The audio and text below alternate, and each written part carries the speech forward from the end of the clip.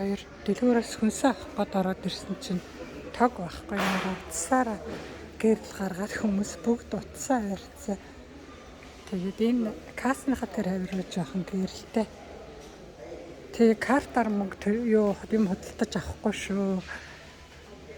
Юу авахгүй гинэ. Тог авахгүй учраас бэлэн мөнгөөр аваарай гинэ. Тэгээд юм харанхуй газар. Дахиад ажиллахгүй шүү. Янз бүрийн юм авч болохгүй шүү гинэ. Тог авахгүй тэгээд ийм харанхуй тэгээд энэ харанхуйд энэ спанууд ингээд эцнийхээ гэрлийг тусгачихсан. Эцнийхээ гэрлийг тусгацсан тэгээд юм аваад явчих. За шудраг юм аа шудраг тий хөрхөө. Тоггүй байсан ч гэсэн тэгээ бас юмаа зараад. Дотроос нь юм олж авч харахад л хэцүү юм байна.